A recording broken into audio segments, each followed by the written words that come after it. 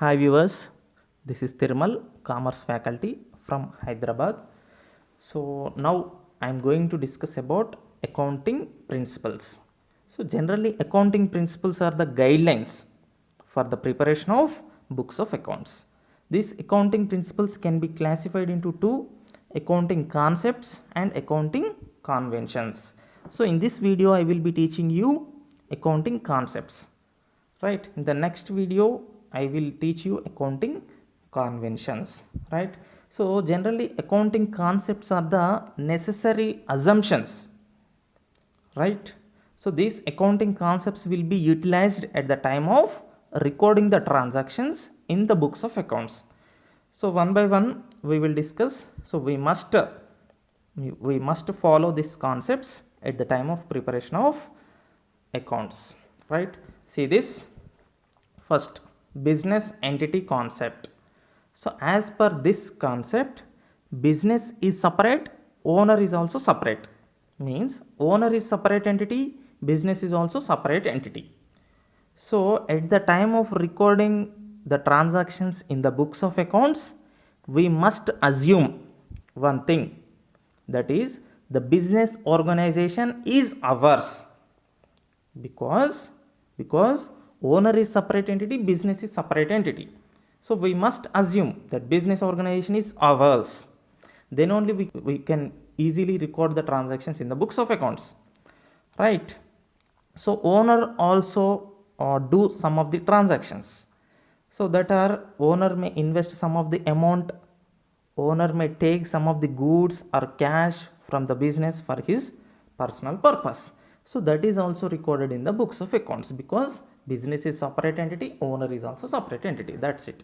Next, coming to second one, dual aspect concept. Dual aspect concept. So as per this concept, every transaction has two aspects. Every transaction has two aspects. So that are receiving aspect,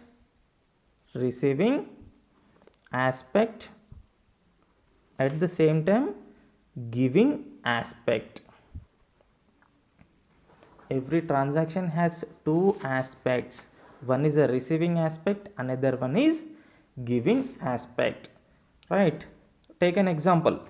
For example, we purchased a computer. Right, what we are receiving, what we are giving? We are receiving computer from the supplier. So at the same time we are giving cash.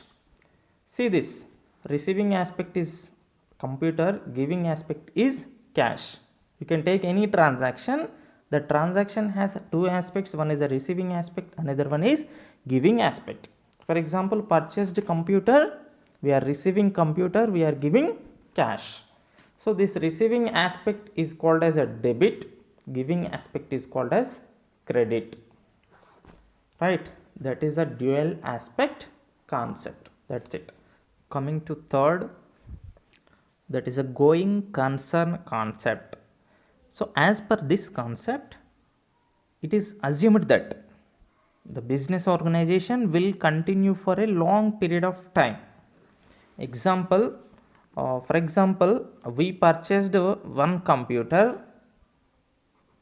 We purchased one computer with 10,000 rupees. Right, it may work for 5 years.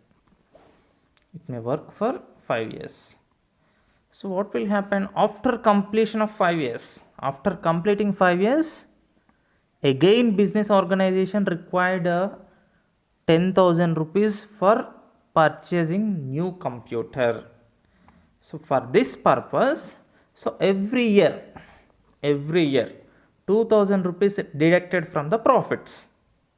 Every year 2,000 rupees deducted from the profits.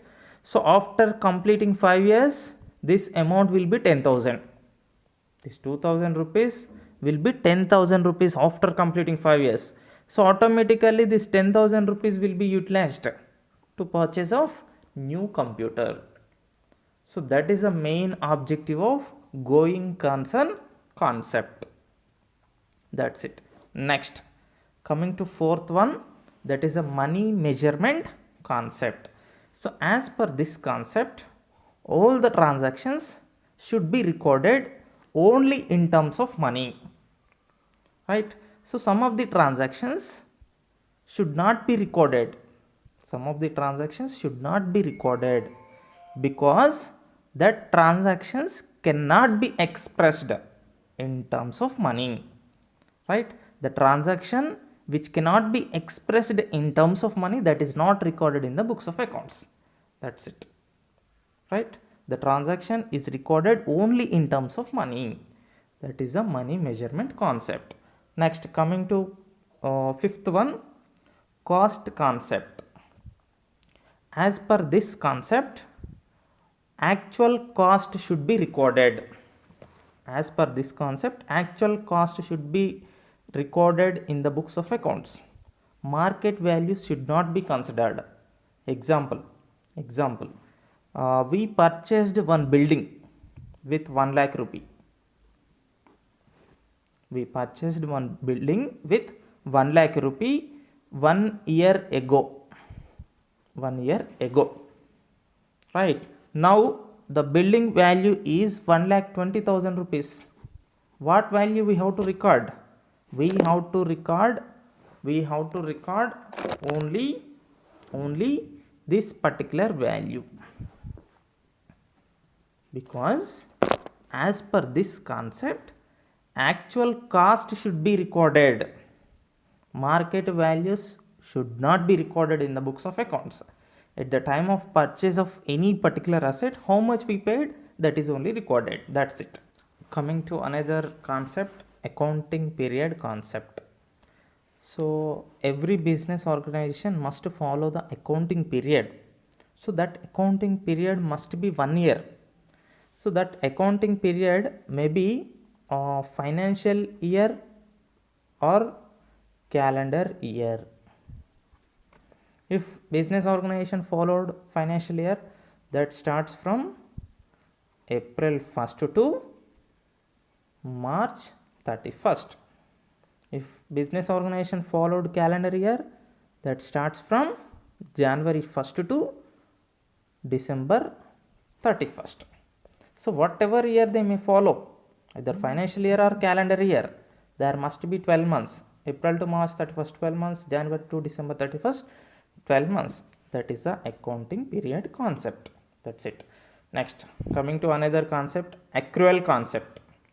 So as per this concept, actual expenses and incomes. Actual expenses and incomes should be recorded in the books of accounts. Actual expenses and incomes for the particular current accounting year, that is only recorded in the books of accounts, whether it is a paid or not, whether it is a received or not. That is what accrual concept says. Accrual concept says actual expenses and actual incomes should be recorded in the books of accounts, whether it is paid or not, whether it is received or not. For example, one of the major expenses are salaries. So we have to pay salaries 12,000 rupees for one particular accounting year. So but we paid only 10,000. We paid only 10,000 rupees. Actually we have to pay 12,000 rupees, but we paid 10,000 rupees only. So remaining 2,000 rupees is treated as unpaid. That is called as outstanding. That is called as outstanding salaries. But finally we will record 12,000 rupees in the books of accounts. 10,000 rupees is treated as a paid amount. Remaining 2,000 rupees is treated as outstanding amount. But whether it is paid or not, actual expenses should be recorded in the books of accounts. Same in case of incomes also. For example, one of the income is interest. So we have to receive interest, that is at 12,000 rupees. We have to receive interest 12,000 rupees from one bank, example, right? But we received only 10,000. We received only 10,000 rupees. So what will happen? remaining 2000 rupees, remaining 2000 rupees we have to receive from one particular bank. So that is called as outstanding, that is called as outstanding interest, outstanding interest. But here actually we have to receive 12,000 rupees interest, but we received only 10,000. But as per this concept, actual expenses and actual incomes should be recorded, whether it is paid or not, whether it is received or not. In this case, we received only 10,000 rupees, but actually we have to receive 12,000 rupees for this year, but we received only 10,000 rupees, but finally 12,000 rupees is recorded in the books of accounts. 10,000 rupees is treated as a received interest, remaining 2,000 rupees is treated as outstanding interest. That's it. That is the accrual concept. Next, coming to last concept, matching concept. As per this concept, incomes earned during the particular year, that is matched with the cost. That is matched with the cost. In every business, expenses also there, incomes also there, right? Major expenses are purchases, major income is sales. For example, 10 mobile phones at the rate of 100 rupees each, we purchased mobiles. How many mobiles we purchased? 10 at the rate of 100 rupees each.